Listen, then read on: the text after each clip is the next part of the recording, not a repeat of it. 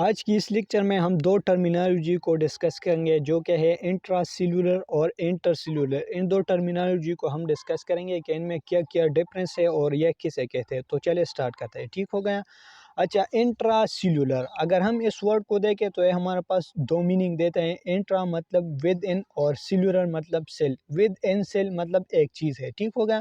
तो ये हमारे पास एक कंप्लीट सेल हो गया। तो इनके अंदर जो भी चीज़ हो तो हम इनको इंट्रासेल्यूलर स्पेस कहते हैं, मतलब विद इन सेल इंट्रासेल्यूलर। ठीक हो गया।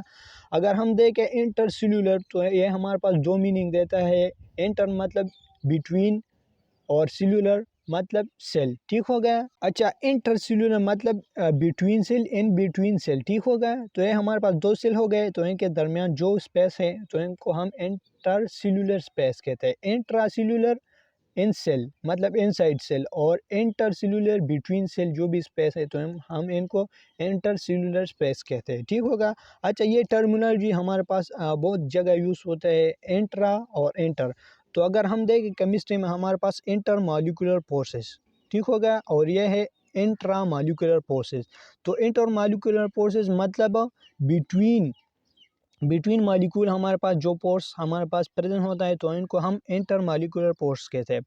हमारे पास ये वो एक वाटर मॉलिक्यूल हो गए और ये हमारे पास दूसरा वाटर मॉलिक्यूल हो गए, तो इनके बीच हमारे पास एक बॉन्ड प्रेजेंट होता है तो इनको हम कहते हैं इंटर मॉलिक्यूलर फोर्स है। मतलब ये जो बॉन्ड है ये इंटर मॉलिक्यूलर फोर्स है। ठीक हो गया। और यहाँ हाइड्रोजन बॉन्ड है अब वाटर के दरम्यान। ठीक होगा।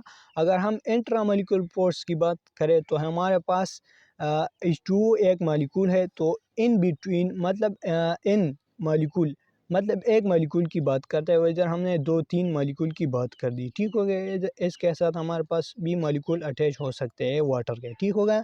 तो वाटर का मॉलिक्यूल हमने ले लिया तो इनके इनसाइड मतलब ये वाटर के इनसाइड है, ये हमारे पास H2O वाटर का स्ट्रक्चर है। ठीक हो गया।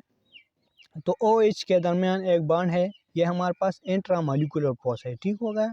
इंट्रा मॉलिक्यूलर फोर्स ये हमारे पास कोवेलेंट बॉन्ड हो सकता है। ठीक हो गया। तो इसको हम इस तरह डिस्कस कर सकते हैं। ठीक हो गया। तो ये थी आज की वीडियो में, से आपको समझ आई हुई होंगी। मिलते हैं नेक्स्ट लेक्चर में, तब तक के लिए फी अमान अल्लाह।